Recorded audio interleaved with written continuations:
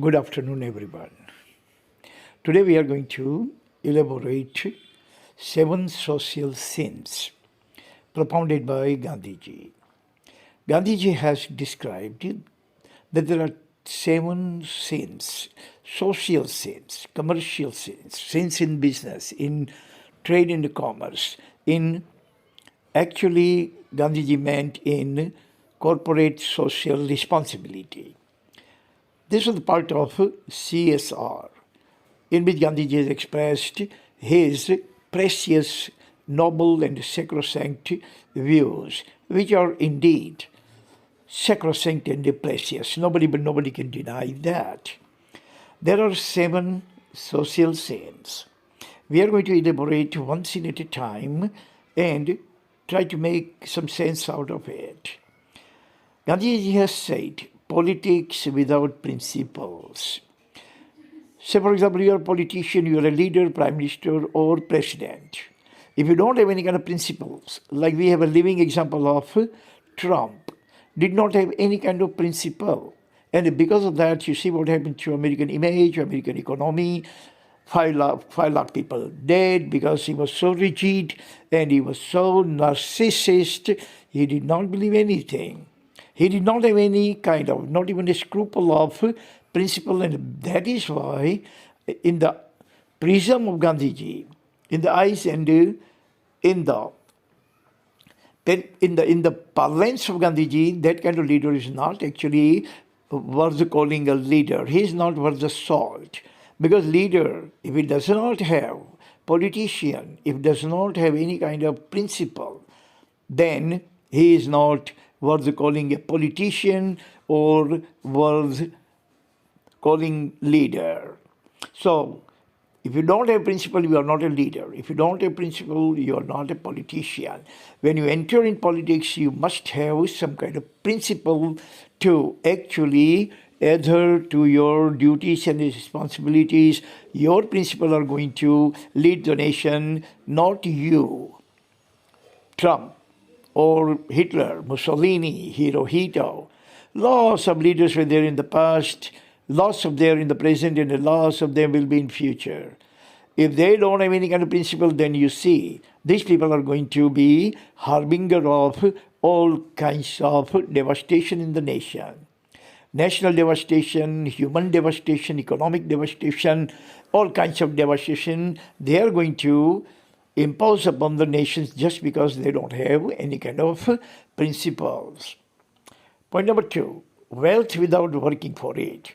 If you are wealthy, but if you don't have to work or you have not worked for it, you have inherited the wealth from your ancestors, from your father, from your grandfather or your forefathers. This kind of wealth would not have any kind of sweetness, would not have any kind of significance, would not have any kind of value to you because you have not shed sweat, or you have not perspired, or you have not persevered for that kind of health. You have actually accumulated the wealth from somewhere else without actually shedding a drop of sweat for it. So, if you are wealthy, then work for it. Work for the wealth, and that wealth is going to have some kind of charm, some kind of charisma, some kind of sweetness and significance for you. You're going to appreciate the wealth that you have earned by the sweat of thy brow, as Jesus Christ has said. Point number 3, commerce without ethics. If you don't believe in ethics, if you don't have morality, if you don't have any kind of principles pertaining to ethics, and if you enter in commerce and become a businessman, you are going to loot and scoot your consumers. You are going to pillage and plunder the society because you are unethical, you are totally satanic, you are totally devilish. You have no any kind of ethic, you don't have any kind of humanity, you don't have any kind of principle of being a businessman, but you are absolutely con man, conniving con man who is in the business to loot and scoot, pillage and plunder the society with both hand in the broad daylight. Point number 4, knowledge without understanding. That is very befitting to the contemporary scenario. Colloquial graduates and postgraduates actually come in this category. They don't have any kind of knowledge. They have degree because they don't have understanding. If you have knowledge but you don't understand anything, like contemporary colloquial graduates and postgraduate, they claim and they brag about having lots of knowledge.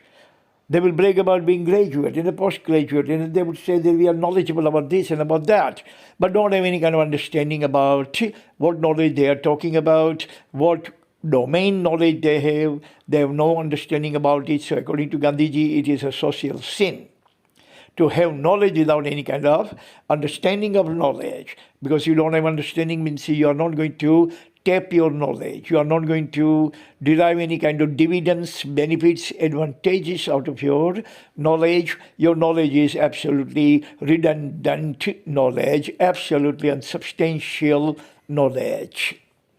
Point number 5, pleasure without conscience.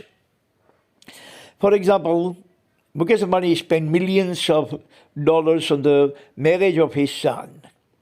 Now, no American has done that. Americans are 100 times richer than Mukesh Ambani, but still when their progeny gets married, they don't actually spend that much money because they have conscience. They have conscience, they think like that. If I spend $100 million on marriage, why should I not spend $100 million on the hospital or build a school or some research center or spend money on discovering some kind of vaccine? In Africa, lots of people are dying of malaria, mundane malaria, because African governments don't have that kind of fund to finance research over there. So Mukesh Ambani would have actually done that. And the marriage would have been costing them only no more than 1 lakh rupees. But no, because Mukesh Ambani does not have one thing, absolutely positively, one thing he does not have, that is conscience. And the money that he has made is actually left by his father. So here Gandhiji, he is actually perpetrating 2 sins, 2 social sins described by Gandhiji. One, that you have wealth without working for it. That is Mukesh Ambani. And the second thing, that you have no conscience. You are spending every single thing of the national resources on your pleasure. Don't have conscience. Mukesh Ambani is not properly educated. He is also like that. We can say that knowledge without understanding. He has a knowledge of MBA from Walton University, America, but he doesn't have understanding about it because he has not read Gandhiji, what Gandhiji has said.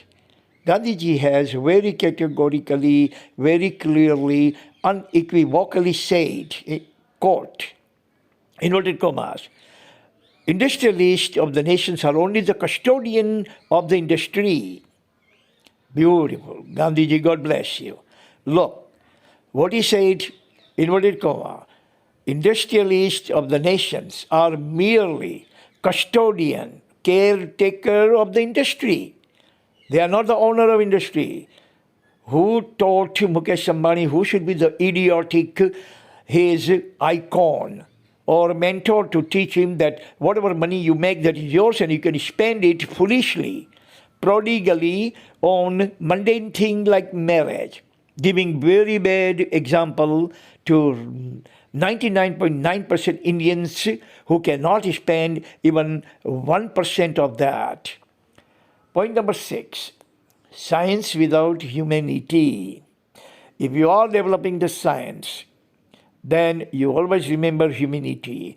Science must be profitable, useful, benefiting to the humanity. Albert Einstein created 2 bombs, initially created 2 atomic bombs. One named Little Boy, second one Fat Man. His research, his discovery, his invention was lauded.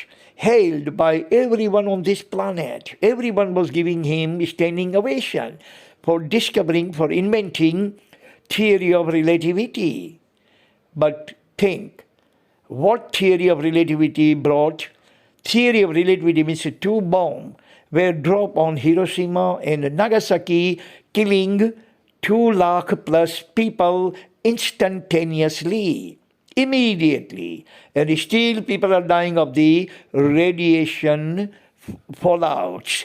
Still, even today, gene mutation has become so weird that the progeny of those people who survived are still suffering from multiple oncology, multiple cancers. So this science did not pay any attention to humanity. That is why Gandhiji has beautifully, aptly, appropriately said, science without humanity is one of the social sins described by Gandhiji. Point number 7, worship without sacrifice.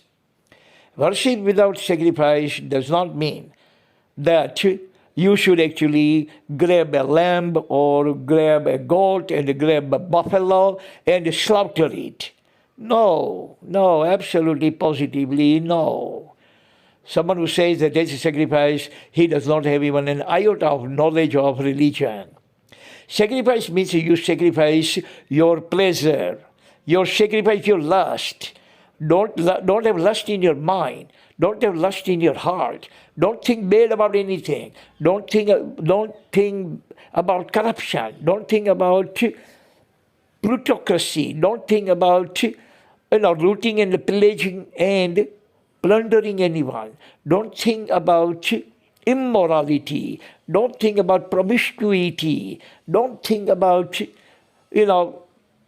kind of dirty, ugly love affairs.